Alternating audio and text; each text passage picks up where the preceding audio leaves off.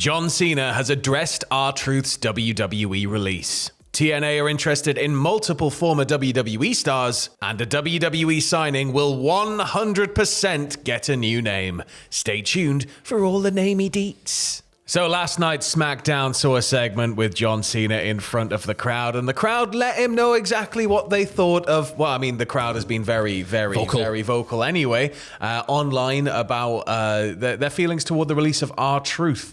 So the crowd were chanting, "We want truth, we want truth, we want truth" at Cena. So Cena and Logan Paul were having a segment with Cody and Jay. The crowd are just definitely very chanting loudly. And then John Cena used this in his promo, saying, "You can't handle the truth," before calling the crowd hypocrites for asking for truth, for the truth, but not actually wanting the truth when it's right in front of them. So he's kind of using euphemism, I guess, and using it in his promo. Obviously, Truth is no longer with the company, being released at the end of his contract. Using the crowd's chants here was very, very smart. But it is the first time we've had Truth's release addressed on at screen, all, or having the chants acknowledged. Part of me thinks that it is also just a one for his Hollywood highlight reel where he gets to say a famous line like, "You can't handle the truth." Yeah. But it's sort of, you know, the RTruth situation is sad. There's been a lot of people kind of come out about it online. A lot of people discuss it. Talent, former talent, a lot of fan speculation as to why. There's been, the reports that it was just a combination of his age and the finances that was involved with his contract. Sorry. But one thing I think we can all agree on is that the guy's had a hell of a career. And I don't think this is going to be the end of it at all. No, for sure. No. Like he's been with WWE for 17 years. And then before that, he was with TNA and he was shown to be He was NWA World Champion. And then before that, he was back with WWE. This man has had the longevity of his career.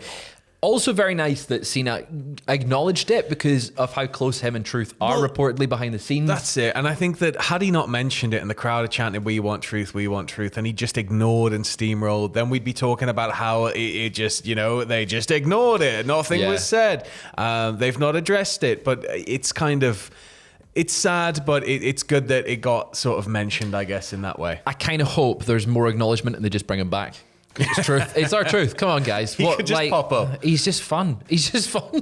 We're just waiting for, Money in the Bank, and then a 10, 9, 8 countdown starts, and out he comes. Have him do the Brock Lesnar spot from a few years ago. He runs in, takes the briefcase, and walks off, and that's him. Oh, yeah. Truth in the bank. Well, one reason I think his career might not be quite over yet is he can still go in the ring like an absolute mentalist.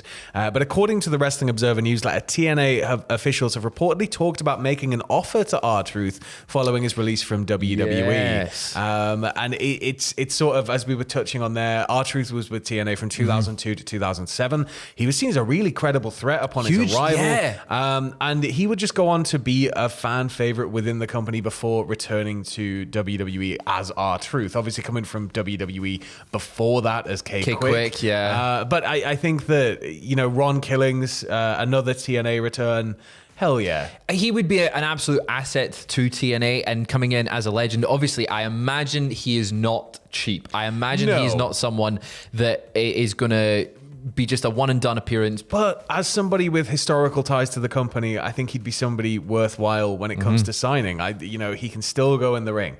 He's still just unbeatable on the mic. Name value as well. He's been able to make people crack like left, right, and center. Name value.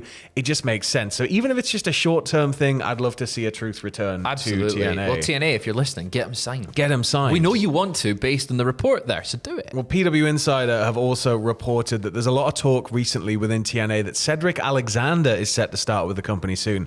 But their report notes they haven't been able to 100% confirm that is the case, but there's a lot of internal belief that he is going to be landing there. This surprises me, because we've seen the Hurt Syndicate in AEW. Yeah. There's been a lot of talk and a lot of hype about Cedric involved with Hurt Syndicate. Yeah, right. And it feels like that was maybe at one point the plan was maybe Cedric following his release, he would join AEW, join the Hurt Syndicate, reunite the Hurt business, and they just continue kind of where they left off.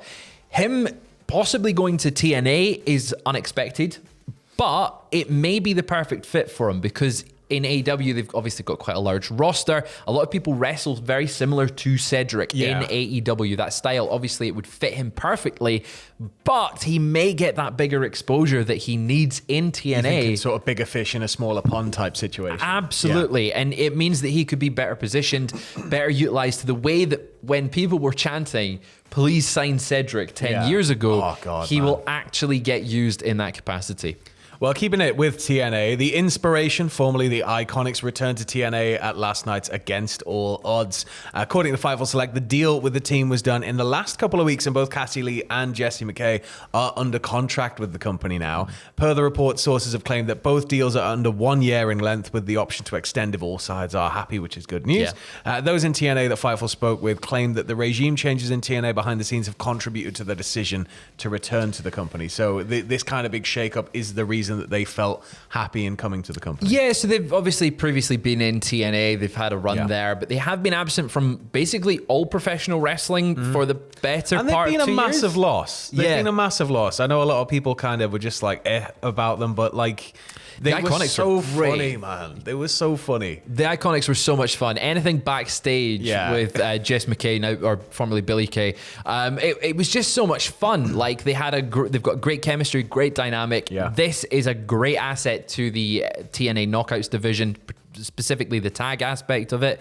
I really hope, and part of the WWE TNA partnership, that we get to see them back in WWE one more time just for an appearance. Come on, it'll be so good. Because the Iconics are so much fun. Well, we've been talking about WWE contracts, we've been talking about TNA contracts, but AEW haven't been left out, have they, Fraser? No, indeed. Alex Windsor revealed following her match at last night's Pro Wrestling Eve event that it would be her last match on the independent wrestling scene, as she has signed a contract with AEW. Now, I believe she said, I deserve to be where the best wrestle. Yes, indeed. So she has appeared in, I want to say, Ring of Honor a couple times since Tony Khan has purchased Ring of Honor, and as a sister brand to AEW. Obviously, she's very closely linked with Will Ospreay. That's her partner. And it just makes sense for her to be over there. She's a great talent in herself. She's a stalwart of the UK independent scene. From that last bubble that we often kind of talk about, Alex Windsor was one of the standout female talents the company produced. So it feels long overdue. The country that produced. Yeah, it feels long overdue that she would get a contract to wrestle for one of the bigger companies in the United States. Great to see. I'm excited to see what she does there. I think it will be a loss for Pro Wrestling Eve, though, because she has been a focal point of that company down south. I'm sure Eve will recover, though. Yes. Like Eve are just able to keep reinventing themselves over and over again. They're fantastic. But for all of you that were prepped and ready for New Orleans, for Nowlands, you were going to go to Bourbon Street, and you were going to get a bit drunk, get a hurricane, listen to some kind of New Orleans jazz and maybe some sludge metal, and have a lovely time. And now it's all really up in the air, and it's horrible, and it's sad. Here's something to make you even angrier. WWE apparently we're filming some behind-the-scenes content. Now, according to Fightful, they noted that Triple H was filmed backstage at last night's SmackDown, with reports saying that he used the line, and I quote, "Anything worth doing is worth doing twice." It's like he's in the room with us. Possibly for a WrestleMania 42 reveal there. It feels like it. I've been doing a bit more reading about Vegas, and Vegas apparently, because Vegas is like an entertainment hub on top of all the gambling and everything. They want to try and guarantee that they have these big events, these sort of tentpole events. They don't really have something that's entirely just theirs, though. Yeah. And this is why apparently there's a lot of talk about WrestleMania kind of on being the reg. based there on the reg. Not all the time, but it'll every few years. It's like the X in the middle of the figure eight, right? Yeah. It's going to keep coming back to Vegas. But I think that just the back-to-back nature of it's kind of a bit, The thing is, though, if it does keep going back to Vegas, and it looks like it is next year, I'd hope that the WrestleManias that are based there, let's say every 3 years, would be the cheaper ones, because that would be where their home is, their base, and if you've done it once, you know how to optimize the costs. I don't think that will be the case, though. No. Don't think it at all. I do think that when I saw Sadiq Khan once again going like, "Come on, Triple H, if you're watching this, let's get WrestleMania. Get the wallet out, mate. Come on, just start investing in the film industry, because they're taking big tax breaks now from film divisions. Who needs the investment in TFL? Get WrestleMania. Yeah, nobody needs the tube. Everybody's got cars in London. Exactly. Just cycle. We've got the forest bikes and the forest bikes. Just walk. Bring the jobs closer to the houses and stuff. It'll be fine. But we're going to round things off here with a report concerning a recent WWE signing. Now, Mariah May sort of made headlines, shocked the world. Not necessarily completely shocked. I think everybody was kind of up in the air. There was a lot of speculation that she might be popping up at Double or Nothing once again. She didn't, and it was like, okay. She then appears on NXT. She has now landed, but it's similar situation to what we've been seeing. She wasn't named. Yeah, similar to Ricky Starks, now Ricky Saints. No name was given. She didn't even say her name in her promo, both on TV or backstage. Again, similar to Ricky Saints. Yeah. You know who I am. Yeah, it's that like, hey, we all know what my name is, but we are not saying it because right now we're currently trying to decide what we can legally own, and that looks to be the case. Slim Jim. That's gonna be somebody's signing name now. Like it might be. Yeah, they'll get vodka. It's like in Community when someone's named Subway, legally called Subway. But yeah, PW Insider reporting that Mariah May is 100% guaranteed to get a new ring name in WWE. The company is in the middle of deciding what it will be, but the reason behind it is that WWE wants to own the name so they can trademark it. It makes sense. It feels kind of like WWE of 10 years ago, though. Yeah, I think that they have to be kind of cruel, don't they, with the way they approach things. They don't have to do it, but I understand why they do it. They own all of the copyright to somebody's gimmick, somebody's name. It sort of limits them being able to use it elsewhere. It is a cruel tactic, but it's not entirely surprising. Come on. Yeah. It's WWE. Do you want to guess what her name's going to be? Any guess? I put up a post on Twitter. There was some fantastic I've seen some people saying like April, May, June. Yeah, the top choice, and it seems very WWE, which is why I think they'll go for it. Mariah Monroe. Yeah. Julie June. Yeah. Which is, it doesn't work in a Scottish accent. Julie June.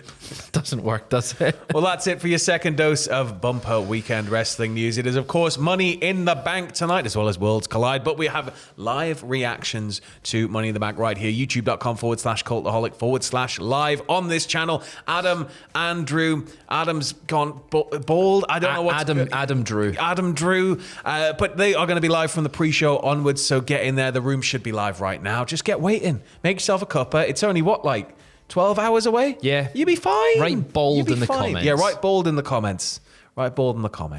Catch you in a bit.